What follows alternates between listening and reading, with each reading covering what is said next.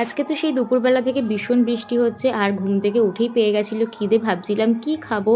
আর যেহেতু বৃষ্টির মধ্যে আমি একাই আছি, তাই আর বাড়ি থেকে বেরোনোর ডিসিশনটা নিলাম না। ভাবলাম বাড়িতেই কিছু বানিয়ে ফেলি, তাই বানিয়ে ফেললাম আজকে এগরোল। তার আগে সন্ধ্যেটা দিয়ে নিয়েছিলাম। একদম নর্মালভাবেই আজকে এগরোলটা বানিয়েছিলাম, যেরকম আর কি এগরোল হয়। ময়দাটাকে নুন, চিনি, তেল আর জল দিয়ে ভালো করে মাখিয়ে রেখেছিলাম। এখানে পেঁয়াজ, কাঁচা লঙ্কা আর গাজর আর শসাটাকে কুচি করে নিয়েছিলাম। এরপর পরোটাটাকে ভালো করে ভেজে নিয়ে তার মধ্যে ডিমকে একটু নুন দিয়ে গুলিয়ে নিয়েছিলাম, দিয়ে ডিম দিয়ে ভালো করে পরোটাটাকে ভেজে নেওয়ার পরে তার মধ্যে কেটে রাখা যা যা জিনিস আমার, সেগুলো সমস্ত কিছু দিয়ে দিয়েছিলাম একটুখানি নুন, আর তার সাথে দিয়েছিলাম একটু টমেটো কেচাপ, আর দিয়েছিলাম কাসুন্দি, যেটার জন্য টেস্টটা আরও বেশি ভালো লাগছিলো।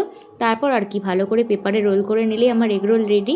আর খেতে কিন্তু সত্যি এটা ভালো হয়েছিল। তোমরাও একদিন বানিয়ে খেও।